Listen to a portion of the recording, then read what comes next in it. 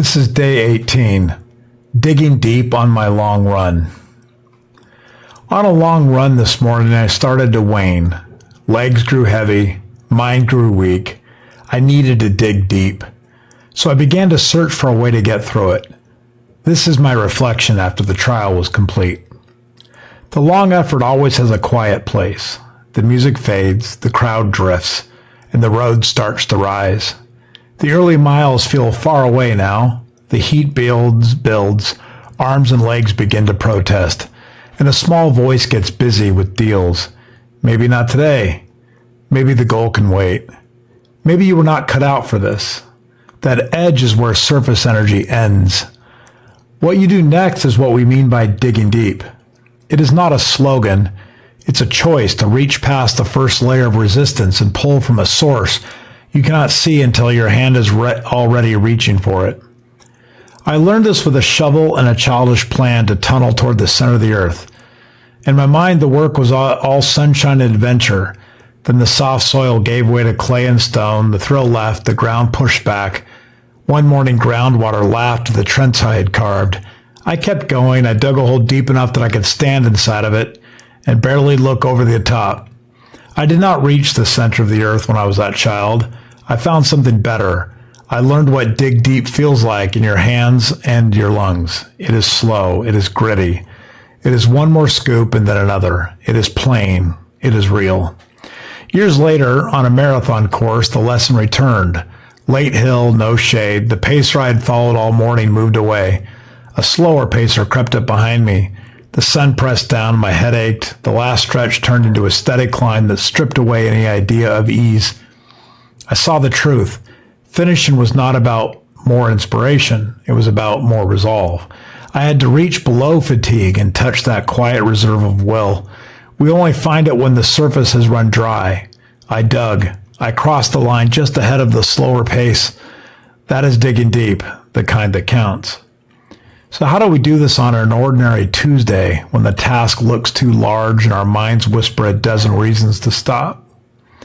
First, expect resistance from your own mind. It will complain.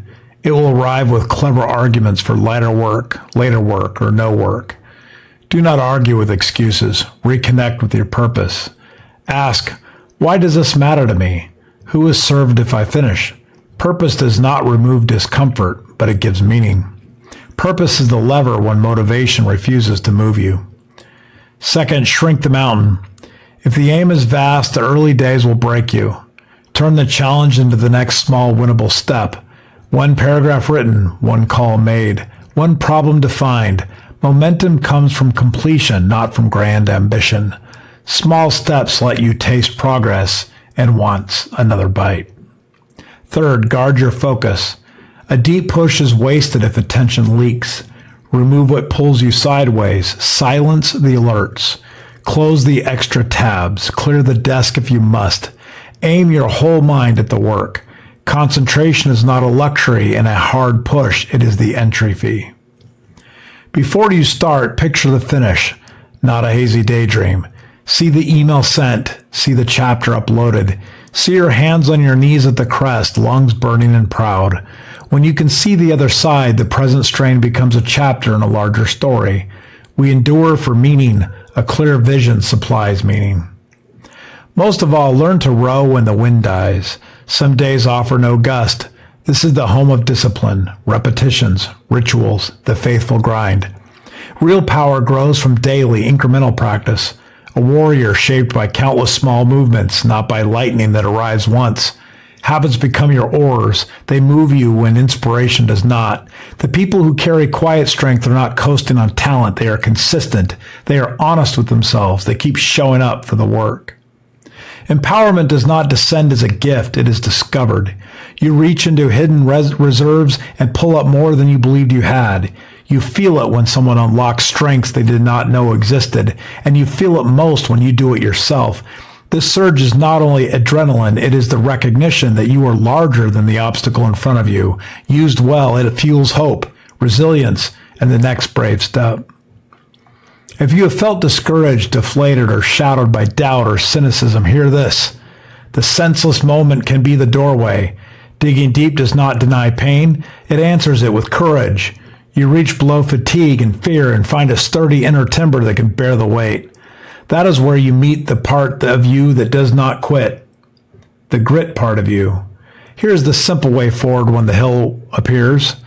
Reconnect the purpose. Write your why in one clear sentence. Make it specific enough to steady you when your mind begins to bargain. Break it down. Choose one smallest next action you can finish today. Completion gives shelter. Clear the space. Remove one distraction that usually derails you and give the task a focused block of time. Picture the finish. See the step done and borrow strength from the image. Row anyway. Begin the small action whether you feel ready or not. Begin again tomorrow. Let repetition become your strength. You do not need to feel ready to begin. You need to begin in order to feel ready. When the path tilts up and the music fades, remember where you have been, in the dirt, in the scorching heat, in misery and doubt. You reached beneath the surface and found something that held. That reserve is still yours. Dig, then dig again, then dig again. What you find below may be the very thing that saves you.